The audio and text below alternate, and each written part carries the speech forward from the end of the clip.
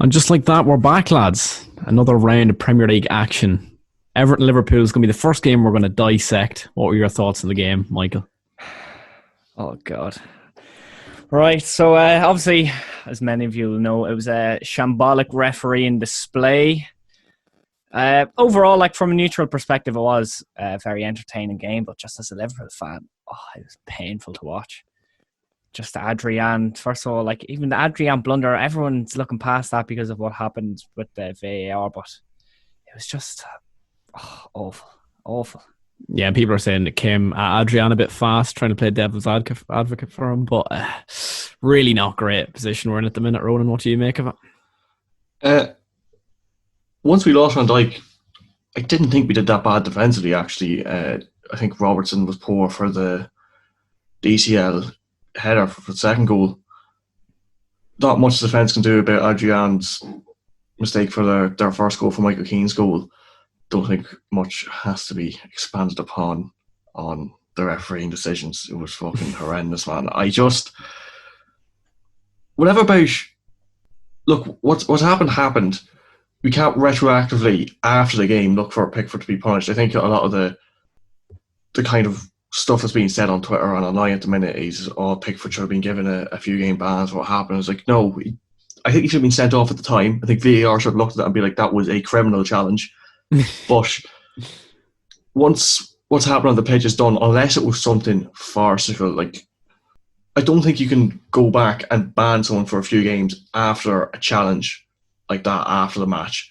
Fair enough going back if someone says, say like, for instance, it was a racist incident or a homophobic incident. That's something that, maybe can't be dealt with on the pitch at the time because the referee can't know for certain.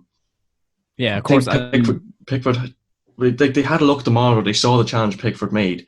He should have been sent off at the time, but once the referees made that decision there, I don't think that's something you can go back and change. And in fairness to Pickford, I don't think he actually meant to hurt Van Dijk. I think he's just a fucking criminally bad goalkeeper. Yes, he's really under pressure. You can see that he was forced out early and he just doesn't know what he's doing. I don't think it was malicious intent, but yeah, he just doesn't know what he's doing at the minute. He's a junkie. There was some people on Twitter, Twitter's crazy at the minute, like equating this to the Suarez incident, and that's just, again, that is racism. That is something in retrospect that you're obviously going to have to deal with. Yeah, it's completely different. And you don't VAR. Maybe if they had VAR then, they could have dealt with that incident on the pitch. But the way Stockley Park's going, you just never know. They need to put the best referees out of Stockley Park, put them on the pitch. The ref just, I don't know. It's remarkable. How hard can it be? Like, just sitting at home, you can clearly see that Pickford killed him. Yeah. Alan Shearer put it really well. He said that they can spot that Pickford's challenge isn't a clear red, but they can look at the Henderson going, like, that's a clear offside. Like, where do you, as cliche it is, where do you draw the line with these VAR calls? Like, it's a disgrace. Yeah, Henderson saying they're bending the lines as well, which he's been respectively fined for. But this is why we get no good interviews anymore. Just players are getting fined for just even saying that. It's a disgrace. If I speak, I am in trouble. Honestly, that sort of same like, energy. It's just shocking as well because, like, they've come out and ban giving a fine to Henderson for that. But you have to be allowed to come out and speak about these things. Like, there has to be some leeway for criticism for players. You can't just silence players when something like that happens. Yeah. Like, fair enough, the player might be wrong, and a player came out and, I don't know, came full swinging for referees, being like, oh, they're all shocking, they all deserve to lose their jobs and that. That's not what he said. All he came out and said was like, look, it's not very clear to us as players who VAR affects the most, not even fans or anything. Players are the ones that are being affected by it the most. Coming out and saying, look, there's clearly problems with this. We just want it to be a little bit more transparency as to what's happening, or just a little bit more consistency in the calls that are being made. And the thing that really annoys me is, I kind of noticed it really, is every time the referee this season has gone over and looked at the screen, pretty much every single time he's overturned his original decision. So part of me's wondering is, are they actually making their own decisions once they're told to look at the TV, or are they being told to go overlook the TV? And this is probably a little bit tinfoil, but they do. They don't tend to have a bit of any backbone once they're told to go and look at the TV. Like, I know I touched upon it in the Brighton and United match, that was a clear foul, and that penalty should have been upheld. But you went to TV and looked at it and changed the decision. I think you're onto something there, because there was a bit more scrutiny in like the World Cup and stuff. Remember, it like cut to the VAR room, and like we don't have a visual on Stockley Park now. They're sort of anonymous figures, for want of a better word. Like they're just, I don't know. It's really hard to know what to do with this VAR situation, and it's not getting any better. But on the balance of play, Everton got away with one in a big way there. Yeah, absolutely. Like the Digne ball in for Calvert-Lewin was just class, and they had a good chance with Richarlison as well, just hitting the post, and then flappy hands Adrian conceded the goal. But Liverpool, they probably should have killed the game off. Mane had a quite a good chance in the first half, and then Liverpool started coming into it. The last 20 minutes of the game started playing some really good football, and I thought they were going to score another couple goals, but I think Everton were lucky to come away with a point there. I suppose all Liverpool fans here are wondering what you're thinking of Firmino. 5 games in, no goals. I think he's only got 1 assist so far. Firmino out. That's what I'm saying. Do you think Jota comes in, starts playing there instead? I just think summer we just go and sign Mbappe or something. That's what I'm determined to get. Might start a GoFundMe. If everyone donates €5, we'll get Mbappe by summer. Let's forget about COVID, lad. Let's donate to Liverpool Football Club to sign Mbappe. That's what we could all get behind in these trying times. Absolutely. But I have to say, yeah, Firmino's lack of creativity at the moment is really stark and apparent. Like, he is doing absolutely nothing. He is offering nothing at the moment there. Like, well, he was good in the Chelsea game. I do remember him being good at Chelsea game. But aside from that, like, Jota is a great addition to the squad, and maybe if we offload one of the front three, he can slot in there. But there was a man named Timo Werner that had a great weekend, which we'll get on to, and we were in for him. Why didn't we sign him? Timo Werner was the one to get, retrospect. I think it's just a model of Liverpool sign is that we don't want to pay that money up front. Because even Jota, we only paid, I think, 10 million up front. We only paid 5 million up front for Thiago. And Jota, Werner's a better player than Jota. And we're not getting him for much less than we would have paid for Werner, but I think it's just the upfront fee. Liverpool clearly aren't comfortable paying that much money upfront. It was different for Van Dijk and Alisson because we just gotten the money for Coutinho, so we kind of had that money to spend at the time. But I just think at the minute when there's not... Liverpool aren't going to sign someone for big money upfront unless we sell a player for big money. Is what they want that financial security and the longevity, but where there's a will, there's a way, and there's not many strikers in the game right now that are top quality. And look at Werner, absolutely electric. Anyway, Firmino's really starting to piss me off. He's just offering nothing. I think give Minamino a couple of games. Like, I think he could offer something. I've been quite impressed whenever he's come on, but Firmino, he's just not the player he was. The player we all loved. I think it's time for Divock Origi.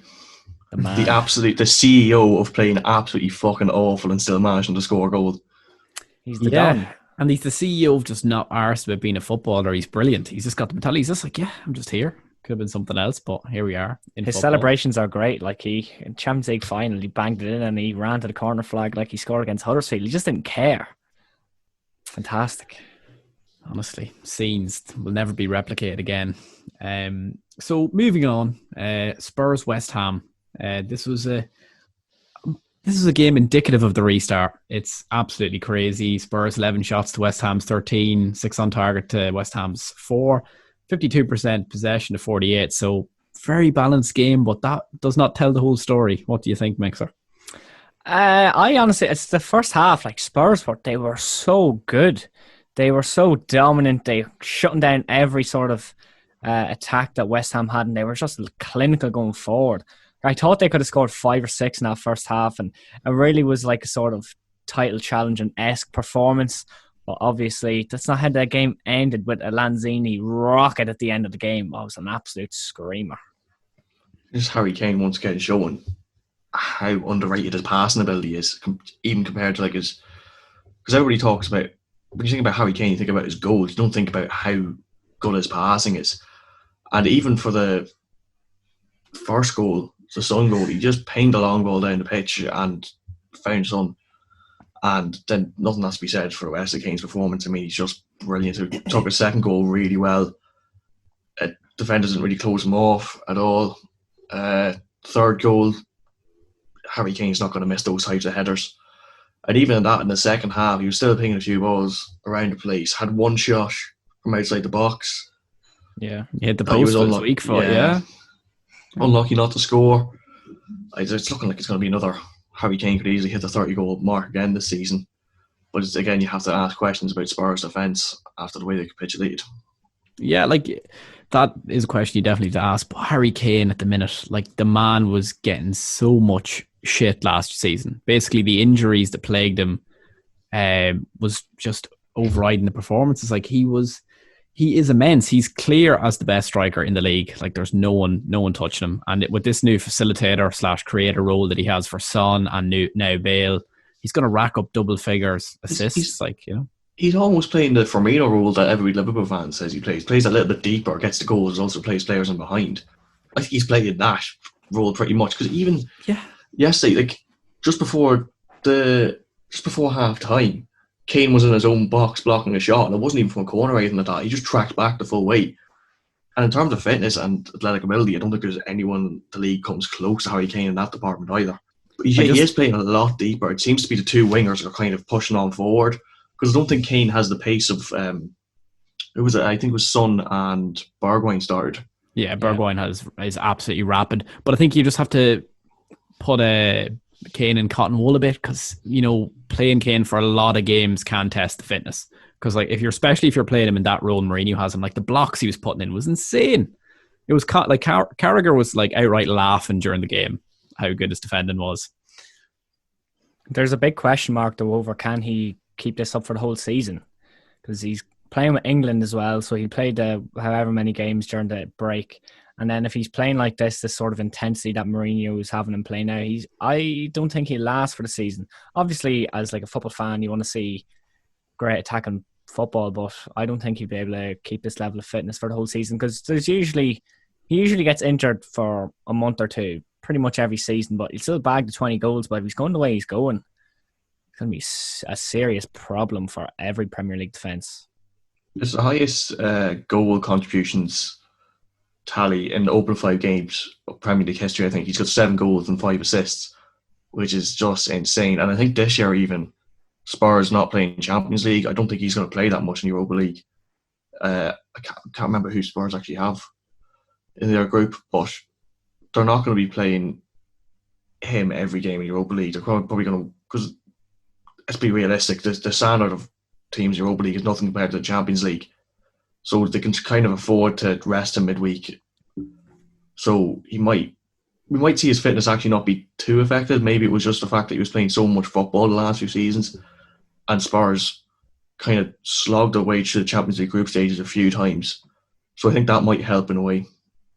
Yeah, and a great stat that they had between Kane and Son before the game, really interesting, was that they're very much on course this season to smash the goal and assist contribution partnership of any Premier League partnership. I think Drogba and Lamps have it at the minute. The number one. So they're really looking to do that, unless Bale can take a lot of the goals and assists away from them, which we never know that could happen, but they could still well do it this season. So anything on the West Ham perspective, lads? Great point for West Ham.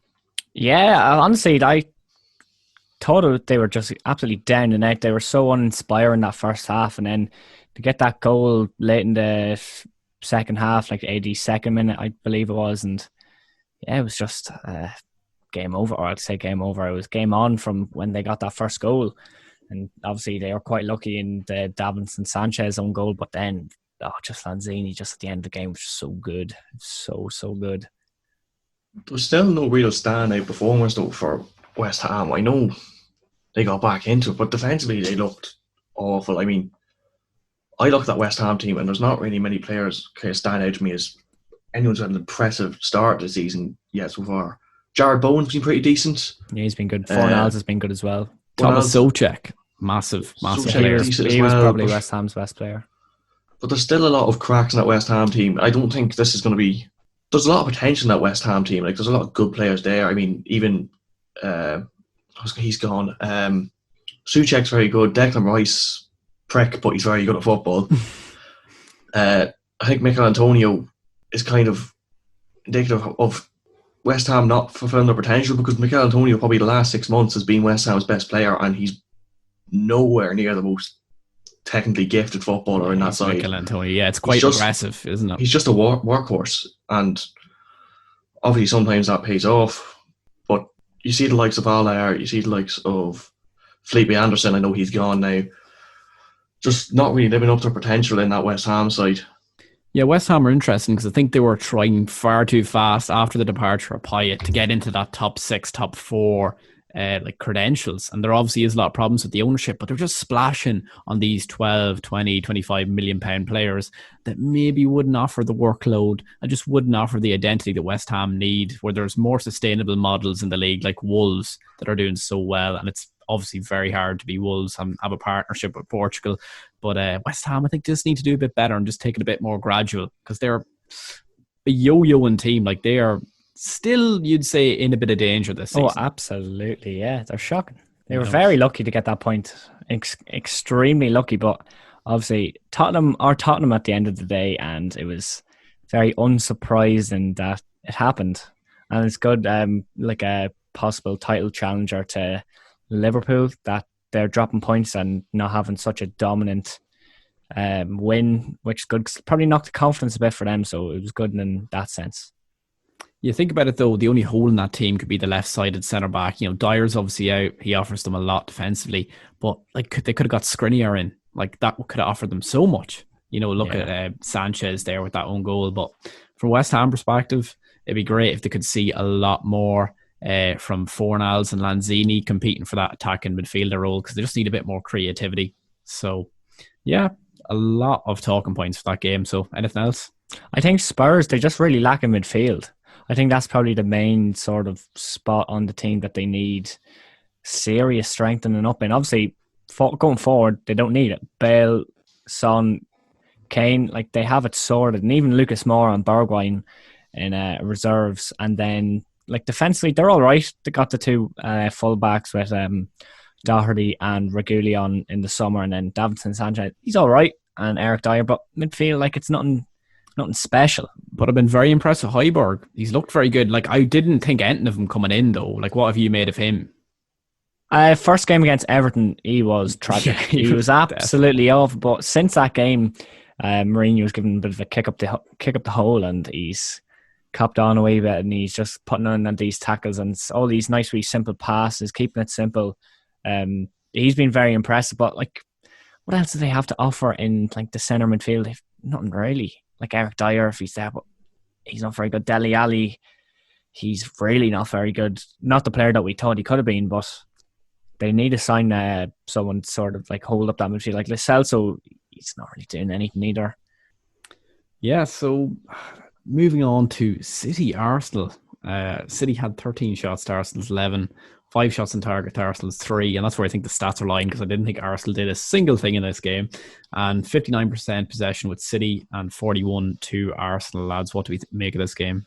It was not the most enthralling watch in the world. I know that the stats showed us a lot of shots there, but Jesus Christ, I know Bukayo Saka had 1 or 2 good chances. And brilliant, yeah. Probably the standout player for Arsenal in that match. Jesus Christ, it was not a classic by any stretch of the imagination. Even a City goal wasn't anything fantastic. And to be fair, City didn't look brilliant either. Oh, they look gettable, and I think that's a bit of a missed opportunity for Arsenal, don't you think? Yeah, there was those 2 chances that Saka missed. I think he was unlucky at one of them, because I think the one that Ederson saved, he saved it with his shoulder. I don't think Saka did much wrong there, considering how much Ederson's closed in the space. Ederson's well in nets. It's just one of those ones, there's not really much else he could do. Just try and put it past the keeper.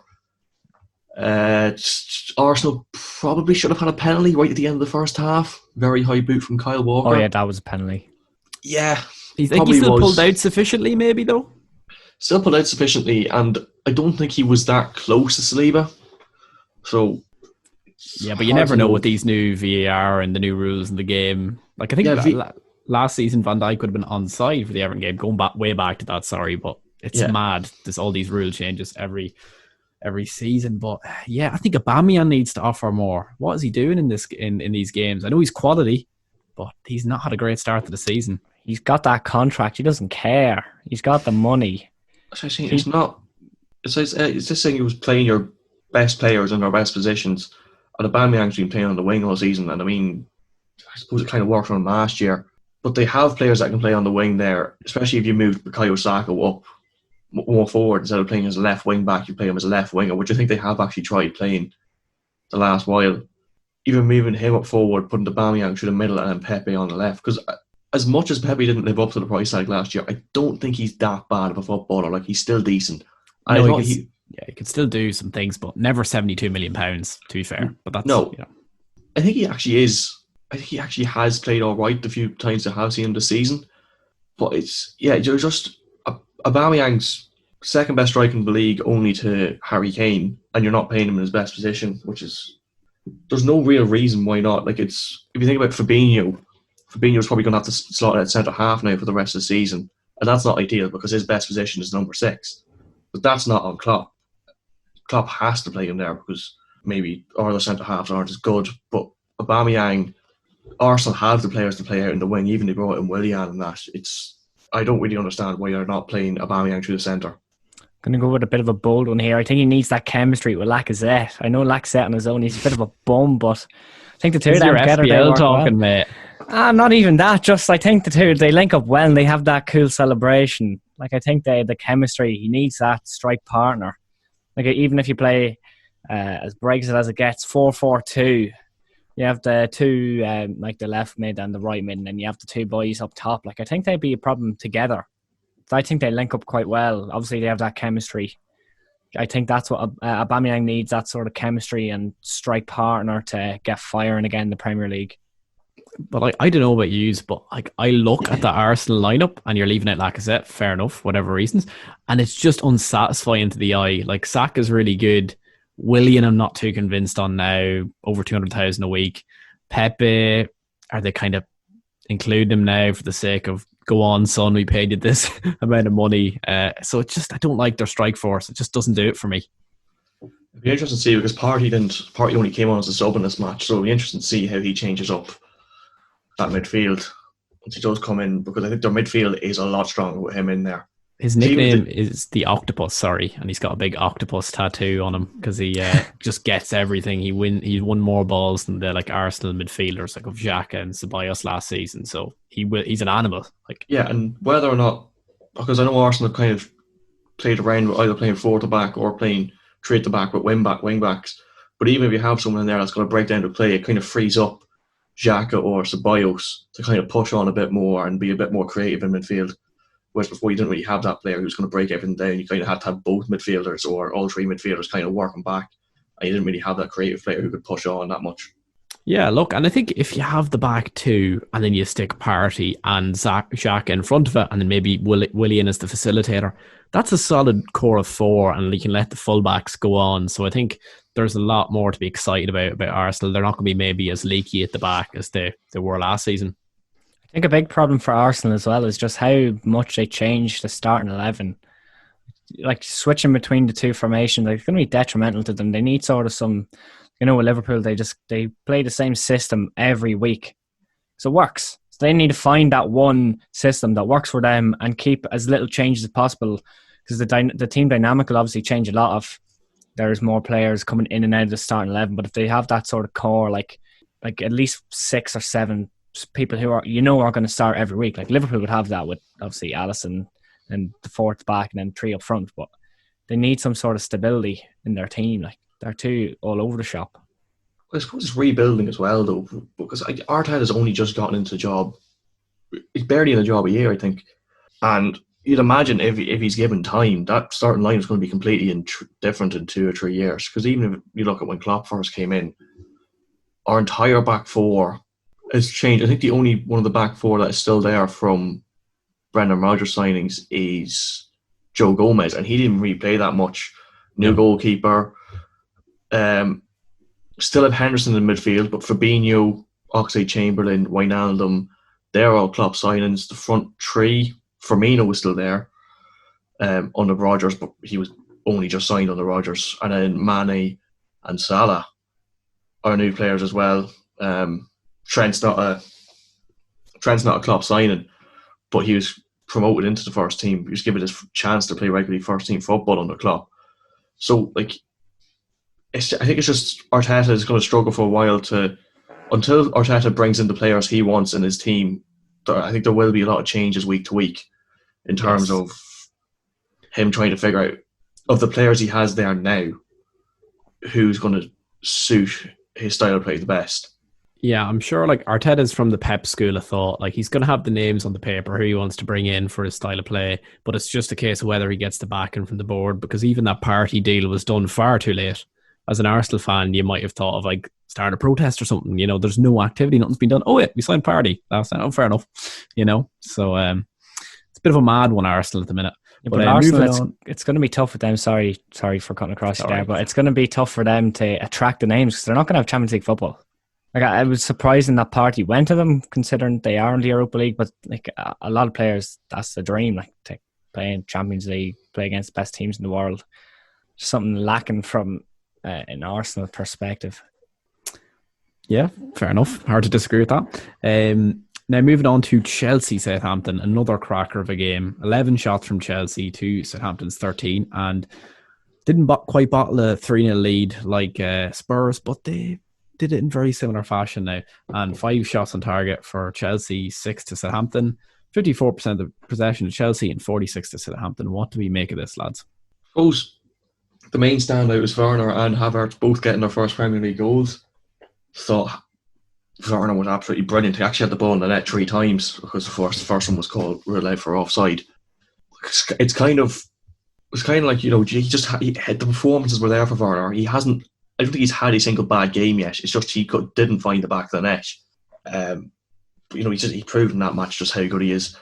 I think the big one that's kind of stood out for me is Che Adams and Danny Ings. The more they play together, the more complete as a strike partnership they look. Because I know it took a long time for Che Adams to get his first Premier League goal, but he's definitely looking a lot more comfortable in the Premier League now. Obviously, his goal came from a bit of a mix-up at the back, and we're talking about bad goalkeeping with Adrian. In fairness to Kepa, he still didn't do great, but in fairness to Kepa, that goal is far more on Kurt Zouma. I think he's played that ball really short, and it's a clear back pass, so Kepa can't really pick it up.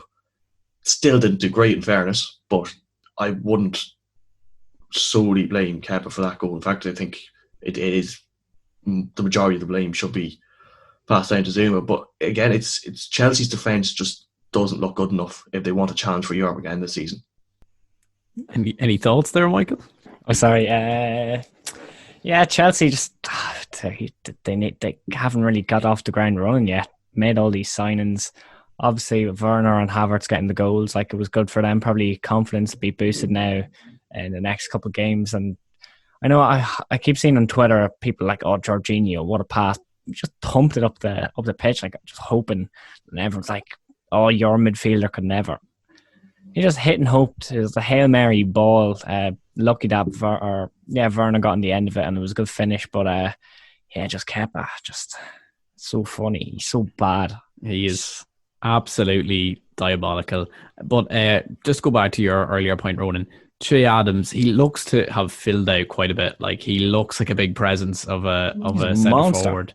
He's an absolute monster. And I had a lot of faith in Che Adams, maybe blind faith, but I just seen good things with him, and he's not going to be Danny Ings. Less like Danny Ings, they got a great deal in Danny Ings. Liverpool, 20 million for Liverpool, 20 goals for Southampton. Like he should have been our backup striker over Origi, but then would he have settled for that? He's obviously having a much better career going off and doing it by himself at Southampton. But yeah, you just have to think that Chelsea defence just isn't good enough to challenge for the title. That's just plain and simple. Yeah, I think that you could have a lot more confidence in that Tottenham defence. Obviously, we haven't seen Mendy get a run in the team. A goalkeeper is a big part of a defence, as we've seen with Kepa. But I still don't think like Thiago Silva is just so past it. Like what do you think on that? Like, he didn't play against. He didn't play the weekend, I don't think, did he? No, because he had fatigue. He had fatigue. He's a bum. He is. I suppose at centre halves they kind of get a little bit more out of their careers. They kind of peak later. But yeah, he's definitely past his prime. That little bit of pace is gone.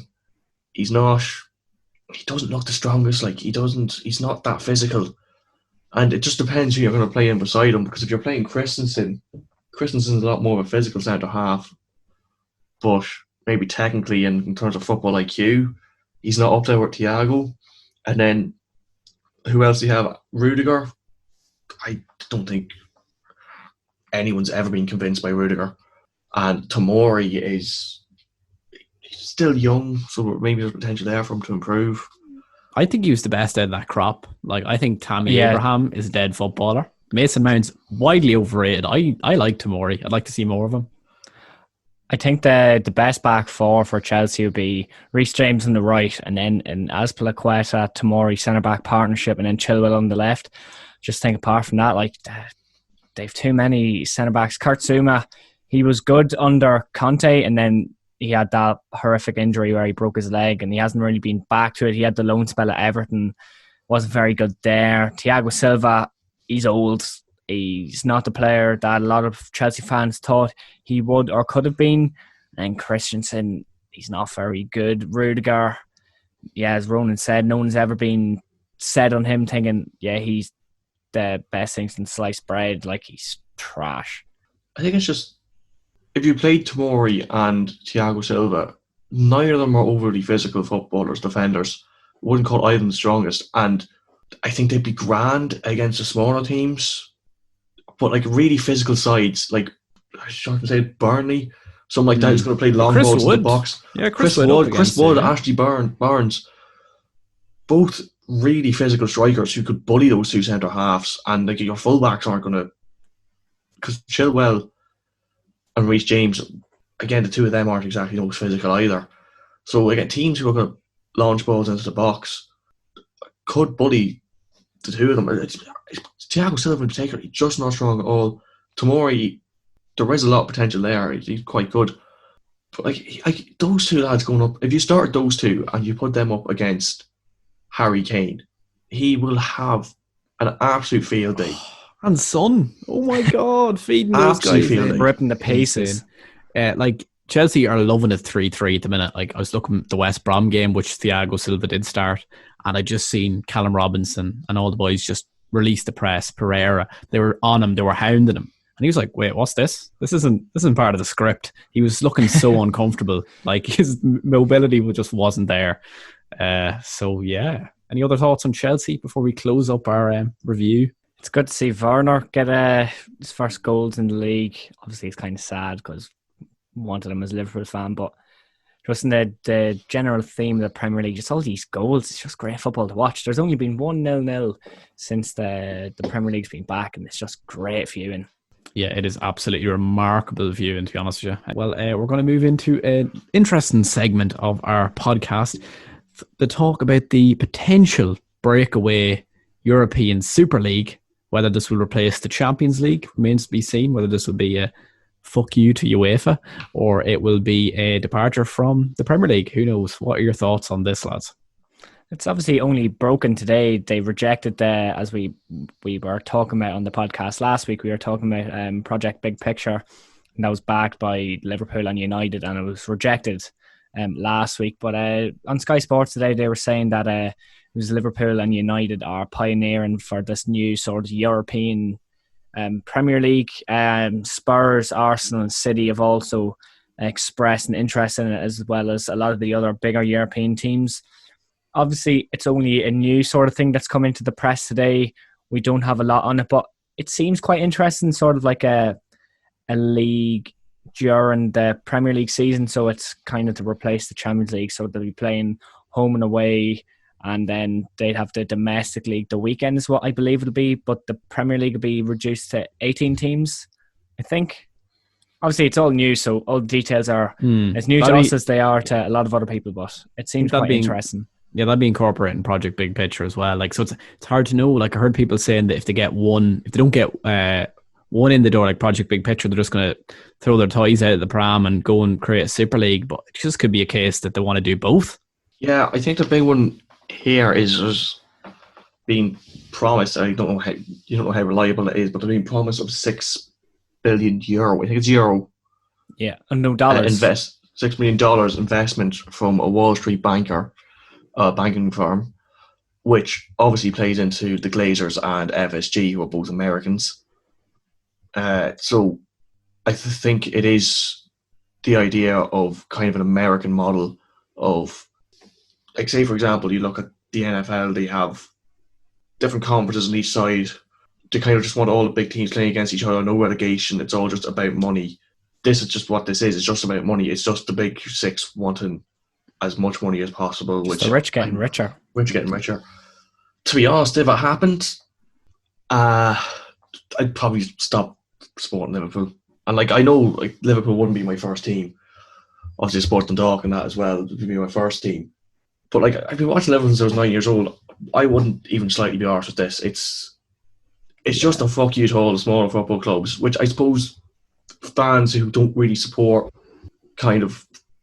or don't support or don't even have, you don't have to support your local, but they don't even have an idea of what their local football club goes through, the financial troubles of not being one of the big football clubs. Like, people don't realise how, like, even down like in League 2, League 1, you've seen it over and over again during the pandemic that clubs are going out of business over really small amounts of monies in the grand scheme of things. I think it was Macclesfield, was it? Or Mansfield went out of business over Bury as well last year, obviously not related to COVID. It's just really uncertain at the best of times, isn't it? Yeah, but they went out of business over 500k debt, and Man United are only half an hour down the road from them. Like, it's an absolute joke. Yeah, and Man United are just a vehicle for debt. Like, the Glazers are laying more and more debt upon them, but they're never going to go out of business. You know, but they're just trying to kill any slim hope any of the smaller teams have of getting near the top. Like, if something like this happens, you're never going to see the likes of Leicester happen ever again in the Premier League, or even in Germany, or even if you look at Germany or France, you know, you had Montpellier winning it in 2012, which was their first ever league title. Wolfsburg winning it in 2009, I think, which was their first league title. You're not going to get the likes that happen if there's been 6 million thrown at the top 5 of the top 6 clubs in England. In a way, it could be maybe better, in a sense, not from a football fan perspective. Of course, that's the biggest loser in all this. But like a Champions League could become like a Europa League. Obviously, they had like get drastically less funding. So like feeder clubs like Lyon and stuff would be winning the Champions League on the regular, and we'd just be looking at this spectacle of the European Super League, which I honestly wouldn't be interested in. After 1 year of it, you don't want to see playing Bayern like twice a week or whatever. It's the mad thing is that the talk of this is that being implemented in 2022, and that's really not that far away. But if it's all these American companies, like, even you think that American sports, they're not like teams, they're franchises. So they're treated far more as a business rather than a sports team. So they care more. It's all money, money, money to them. They don't give a fuck about fans, don't care about anything. It's just, how can we make the most money possible? Yeah, and that is fair enough. But the good thing about the NFL franchise, it's a closed ecosystem. So you obviously have college football as well. I don't know a whole pile about the NFL, so feel free to jump in, Mixer. But so you're going to be getting drafting lads, and it's going to be a pool of players in the States. Whereas in Europe, there are so many leagues, there are so many clubs. There's like a Dundalk here in Ireland. There's tiers of leagues in every country, and it's only going to be a few breakaway clubs. So they're going to be getting richer while pillaging all of the smaller clubs consistently. So it just doesn't work. That's why the good things about the NFL model wouldn't translate over to Europe at all. Absolutely, yeah. Completely agree with that. Be good to see Bill Hull's are trying to force Dundalk's way into the European Super League there. Yes. The American boys. It's going to happen. Hard out the cash. No, but it just, even at that as well, it's awful for the fans as well, because if you're playing an 18-team Super League, there's going to be no away fans at matches, and then home fans aren't going to show up as often for the European matches, because you'll have Bayern Munich playing the likes of PSG in an 80,000-seater stadium, but they're playing a PSG or a Liverpool or Man United every week, and eventually there's not going to be that much of a draw, because you may look at it now and be like, oh, Liverpool against Bayern Munich, that's happening twice a season guaranteed. But you could look at that, and Liverpool might have a shit season, or Liverpool might not be overly invested. Like if Jurgen Klopp was the manager, he might be like, no, I want to focus on the Premier League. If it was a situation where they did both, where the Super League overtook the Champions League, and just not play his first team because he's more invested in the Premier League. So Liverpool could be sitting 10th in the Super League, and then Bayern Munich sitting first. And then the Bayern Munich fans be like, oh, but Liverpool are sitting 9 places behind us. Why would we want to go to this when we maybe have like a Dortmund or a Leipzig at the weekend? Far rather go to that. And there'll be 24 games as well. So, like, you'd have teams chopping and change, and maybe City are gunning for the Super League. So that might affect their Premier League season, might affect Premier League revenue. There are so many different permutations to this. It's really intriguing. It is really intriguing, but it's ultimately quite bad for football at the end of the day. For fans, you're not going to get away fans at them at all, because the novelty of European football is, if you get to the group stages, you've got 3 away matches. And reality is there's only going to be a handful of people to go to all 3 of those away matches. Like, be realistic. The likes of Liverpool and Man United, most fans are working class. They're not going to have the money to go away to a European away game every second week. Realistically, they're just not going to get the thousands that they get at Champions League matches. Like, the away fans section for Bayern Munich is about 8,000 or 9,000. You're not going to get that. Yeah, there's 2 things here. They either go the anti-fans route, you know, which a lot of clubs are saying they'd rather play without fans. Like, a lot of these premium big clubs just don't care about the fans. They just don't care if they're there. And like, even in Sky, they're saying players are playing with inhibition and stuff. They're trying shots they would normally try, like Villa and stuff. So you don't know how true all that is. And then the second thing is maybe they could heavily subsidise tickets, like they do in Spain already for European aways. I think half the price is subsidised. They could do even more of that after getting even more money. But would they do that? Probably not. So realistically, flights aren't going to be cheap as well, because hotel companies and bookings.com and stuff like that, and the likes of Ryanair are just going to skyrocket their prices once they see the fixtures come out. That's what they do every year. Once the Premier League fixtures are out, the prices from Dublin to Liverpool and Dublin to Manchester and that just skyrocket. So it's not going to be affordable. Yeah, it's for the corporate side of things that's good for them, because they're going to make loads of money, but in the enjoyable sense of football is for the fans. It's losing its pay. Like, just watching the Champions League finals going back a couple of years when Liverpool were playing Madrid, I was just checking the flights to Madrid just for a laugh, just like, oh, if I was to go, how much would it cost? And every time Liverpool scored on a Sky scanner, the prices of flights were going up from Dublin to Madrid. And then after the game, they were sold out. So you're right there with hotels and the airlines. They're just going to be able to charge whatever they want. So it's not even just a ticket for the game. It's going to be your transport. So it's just going to be like, fans are just going to be so not bothered going over to all these. Like, when you think Liverpool's group a couple of years ago was PSG, Napoli, and then Red Star. Like, they were such appealing games, and it was the thought of going to Paris for a couple of nights for Liverpool, and now it's, oh yeah, we've Paris this week, we've Barcelona next week, we're in Munich the week after that. Like, people aren't going to care. Yeah, because it's just a once-off every now and then, and like, it's even see over here when Irish clubs get into Europe. Like last year when I was going to Riga for the Dundalk match, before Dundalk went through, before Dundalk got drawn against Riga, the prices for Dublin to Riga were, I think it was like €30 return flights, and they shot up to something like 200. Like, you had lads doing 18-hour journeys instead of the 3-hour journey from Dublin to Riga, because it was €100 cheaper than getting straight flights directly. It's just, I mean, it's just pricing the normal van out of the game. Price gouging, but it is the same. Like, you know, we have a Lithuanian friend that is the same when all the families aren't working. They skyrocket the prices because they know they want to go home from Ireland, you know, to Poland, Estonia, all these countries. So it's how they make their money, unfortunately. But yeah, so any other thoughts on the European Super League, lads, before we move on to predictions? I know it's all just early days, like it's only sort of breaking today, but I am quite interested to see how this sort of plays out over the next couple of weeks. And it might not happen. Like, we were talking about this Project Big Picture last week and how it could revolutionize the game and how it could be mad. And it just fell through in a week. So this could all just be, as they say, fake news by this time next week. But the thing is, it actually hasn't fallen through. They're just going to come at it with a sledgehammer again, try and push it through again. You know, this is all feeding into it. This is why this is leaking, I believe, that they're going to try this Project Big Picture again. We're like, well, you don't like that, we're going to be gone out of the league. We're going to go to Europe. You know, so it's hardball tactics. Like, FSG have this down to a T.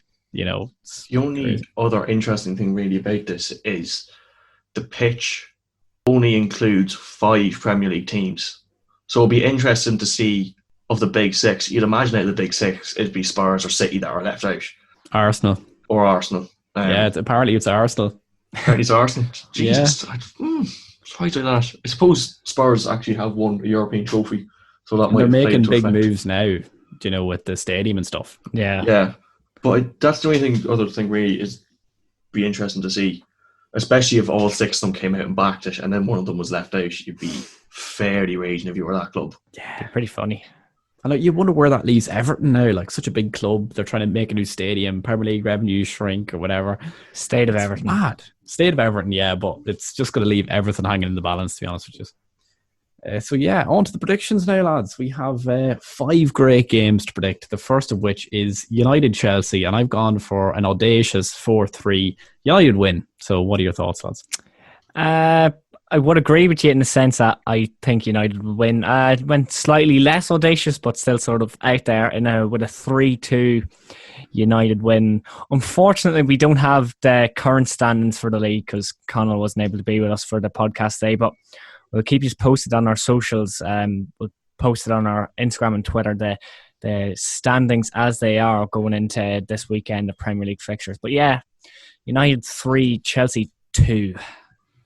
I have gone for a Chelsea win, 3-1. I don't think United, not to be fair, neither team have been overly impressive. I think the only time United actually look good is when they're on the counter-attack, which is what happened at the weekend. I know we didn't review that match. But the 3 goals that United scored are all the 3 goals after the 85th minute are all on the counter-attack. I don't think they're going to get that chance against Chelsea. I think Chelsea are definitely, with the defensive problems Chelsea have had, they're probably going to try make sure they're not conceding as many chances against a club like United. So I feel like, especially with Werner and Havertz getting their first goals, Chelsea are going to make a 3-1 win here. That's fair. Moving on, we have Liverpool hosting Sheffield United or the Blades. I've gone for 3-1 Liverpool win. I had a 2-1 and I was maybe even debating a draw, but I just think Sheffield United are looking horrible at the minute, and as bad as losing Van Dijk is, I think we're going to have enough to see this over the line. I've also gone with a Liverpool dub. I had before the starting of the recording, I had then 3-1, but then I changed my mind mid-podcast to a 3-0 Liverpool win. Yeah, just Sheffield. They haven't been the team they were last season. They've been quite poor. Obviously, Liverpool losing Van Dijk isn't going to be good, but it's more sort of I'm saying this now, it'll completely bite me in the arse now, but Van Dijk is more for the big hitters. Like, who do Blades have? They have Ryan Brewster. This all could be a terrible prediction, but he's not going to do anything. Lee Sharp is a bum. Liverpool, easy win, 3-0. I've gone for 4-1. Don't think Sheffield don't look anywhere near as defensively competent this season as they did last year. Going forward, they don't offer much, but they might just hit us on the break or something. Defensively, we might struggle without Van Dijk. You don't know yet.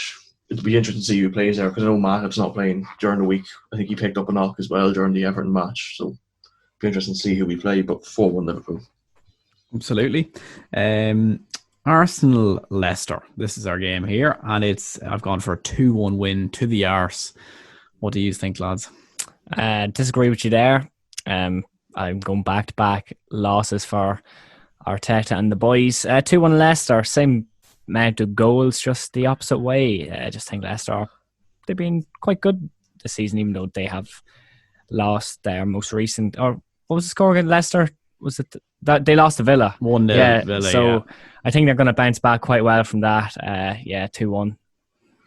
I've gone for 2-1 Leicester as well. Back-to-back defeats for Leicester. I think they need to come out here and get a result if they want to kind of solidify their challenge for Europe. So 2-1. That is fair. And now a huge game, because we like to give the little boys a bit of spotlight as well. We're not creating a European Super League ourselves. Brighton West Brom, and I've gone for a 2-1 win for West Brom. I've gone, I think there'd be a draw here, 2-2. Just think West Brom, I quite like them going forward. They're very poor defensively, but Brighton are as well, so I think it'll be quite an open game. So a draw between the two sides. 4 goals in this game. I've gone for a 3-0 Brighton win. I know they haven't had a great start to the season. They've only got 4 points so far. Watching with the weekend, though, they deserve more than the 4 points they've gotten. Should have gotten something out of the United game. Should have gotten something out of the Chelsea game. And they've had a relatively tough start to the season. So I think there's enough to suggest there They play really good attacking football, Brighton. Still not convinced about them defensively, but yeah, 3-0. Okay, moving on to our final game on the predictor. Villa hosting Leeds United, a clash of two mid-table, you could say, teams in serious form. And yeah, I've gone for a 2-1 win for Villa. Or sorry, no, I'm changing that. I've gone for a 2-2 draw. Change your mind mid-prediction. Yeah. So Villa, obviously, slapped Liverpool recently enough, and they're one of two teams in Europe's top 5 leagues with a 100% record. And I think they're going to continue that run. It's only themselves and AC Milan have won all their games early doors in the season still. But I'm going for Aston Villa win 3-2 against Leeds.